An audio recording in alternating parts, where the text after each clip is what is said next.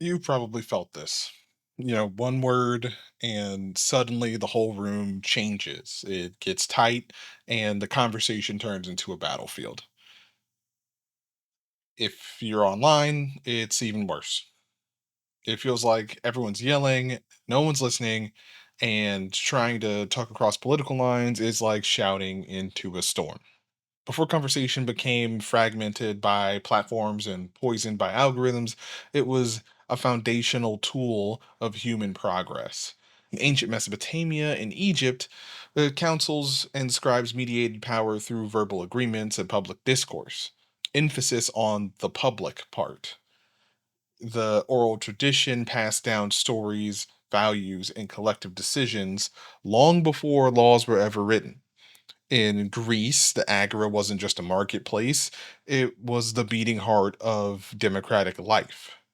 Socrates, Plato, and Aristotle didn't just talk at people, they invited conversation as a method of inquiry. The Socratic method, in particular, was a form of questioning specifically designed to strip away illusion and lead toward truth. Debate wasn't a weapon, it was a searchlight. And even in indigenous cultures across the world, conversation was pretty much a permanent ceremony, an infinitely important transmission of culture and ideas. In the Iroquois Confederacy, decisions were made through consensus in councils, and in many ancient African and Polynesian societies, leaders didn't earn their influence through force, but through dialogue and wisdom that they shared in, again, public gatherings. Throughout history, from Roman forums to Enlightenment salons, conversation wasn't a luxury of the educated, it was a civic responsibility. It was understood that the health of a society depended specifically on its ability to speak and to listen and to disagree in good faith. So I ask you, what happened? Why did disagreement seemingly out of nowhere become disrespect? And how did we get to the point where conversations feel most like a conflict by default? Politics wasn't always this toxic. Not like this. There have always been, heated debates, but we used to at least agree on what we were debating. And today that seems completely foreign. The divide feels deeper and more personal, and you'd be surprised that this isn't new. At least the idea that this is going to or will be a problem in the future. We're in that future now, and Plato warned us. Plato warned us about the dangers of the noble lie, the myths that society tells themselves to hold themselves together. Nietzsche talked about herd instinct, the way we form moral judgments based on group belonging rather than reason. More recently, Jonathan Haidt, The Righteous Mind, that entire book explores how morality evolved to bind us into groups.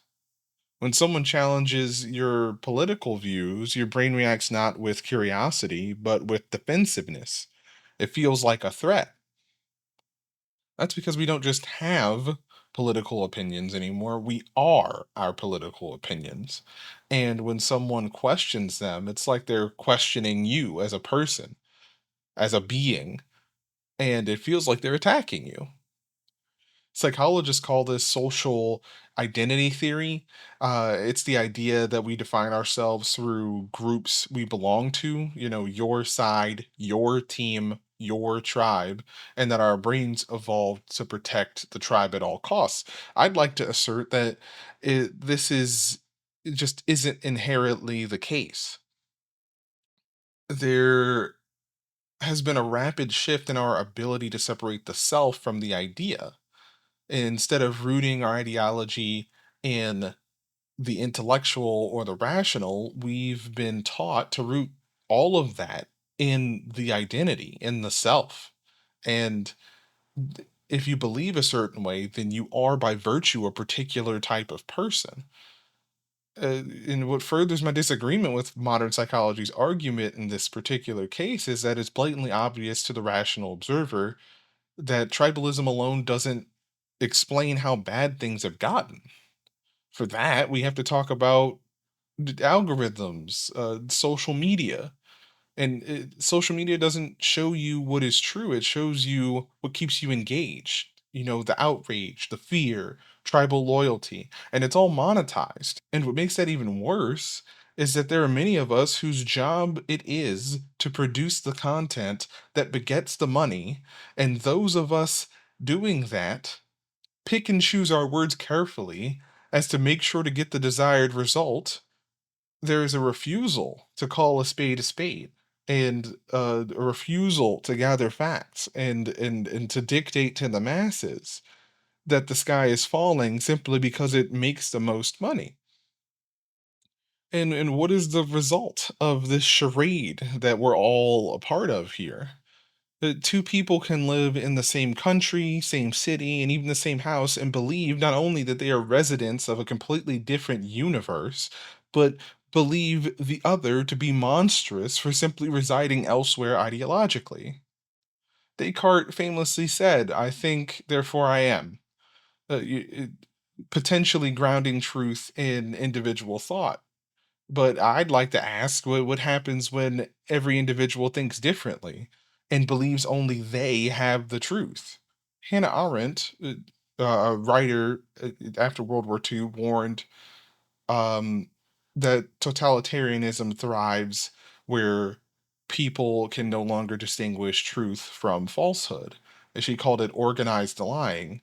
Uh, pretty much saying that it's a system where reality itself becomes contested.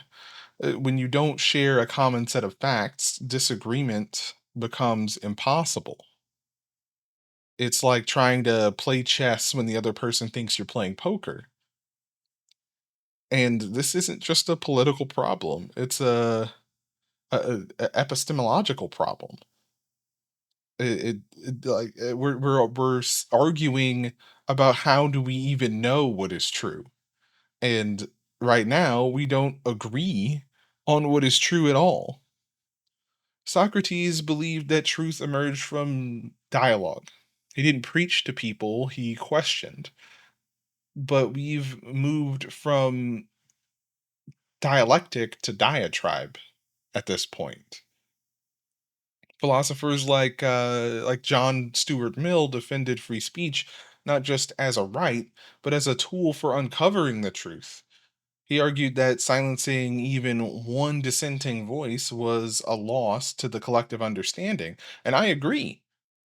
There's something to be learned from everyone and everything. Silencing or dismissing anyone before they've had their chance in the sun is antithetic to running a civilized society. A good example of how a civilized society ought to do things comes from uh, Jürgen Habermas, who talked about the ideal speech situation, a space where dialogue is free from coercion and truth is pursued collaboratively. And the reason I think that that's important to think about the ideal speech situation is because there is a lot of coercion. There's this active performance that's almost required of you to even speak in the current dialogue, and it really makes today into it really changes debate today into a blood sport. Real conversations require vulnerability, humility, and a shared desire to understand. We as a society no longer are trying to learn, we're trying to win. And I don't think that that's by accident. I feel like that might be by design. Like we've collectively created a culture where being right matters more than being curious. And somehow along the way, we forgot how to disagree. We forgot that the very definition of this word is to express a different opinion and not impress one, as if the act of agreeance sets upon us a mark, a seal of righteous approval that puts us indisputably on the side of good or the side of justice, and that simply isn't the case and never will be. Talking about politics is hard. Don't get me wrong. And it's not just because of the systems we've built here, but because of the stories that we tell ourselves about each other. Politics is no longer just about policies or ideas. It's about who we are, who we think they are, and what we fear we might become. It's become about identity and fear and power and memory, and particularly and particularly a need to belong. Um, Philosopher Simone Weil said that the intelligent man who is proud of his intelligence is like the condemned man who is proud of his large cell. Our need to feel right has trapped us. We've made our convictions into cages. We are lost in this lack of distinction. And I feel like this is a distinction that's already been made, but we've somehow yet to learn it. Martin Buber distinguished between I it and I thou relationships. And in the world of an I it relationship, people are objects, things to be fixed, defeated, or avoided. But real dialogue happens in the I thou when we treat others not as problems but as people. And I feel like right now we're living in an I it world, and it's suffocating us. Hannah Arendt warned us about this very thing, that when truth becomes untethered from public life, politics becomes about power and not persuasion. And she said that freedom begins in the act of speaking with others. And today we rarely speak, we perform. Like I said, we retreat into tribes, and when disagreement arises, we react with fear instead of curiosity. But I don't know. Maybe the real problem isn't that we disagree. It's that we don't know how to disagree. Or more precisely, we don't believe disagreement can be anything but dangerous. And I think that might be where our problem lies. If we want to rebuild the possibility of dialogue, we need to we need more than better facts. We need better ways of seeing each other. And if we can't talk to each other, how can we ever hope to change anything? But I'm just one person. What do you think? If you've ever experienced this kind of breakdown in political conversation, let me know. What's helped you push through it? Let's talk about it in the comments. If you want to go deeper into the forces shaping how we think, live, and connect, please subscribe. This is literally just the beginning. And if we're going to rethink our world, we have to start by asking the right questions. Thank you so much for being here. I'm Milan, and this was But Why Though?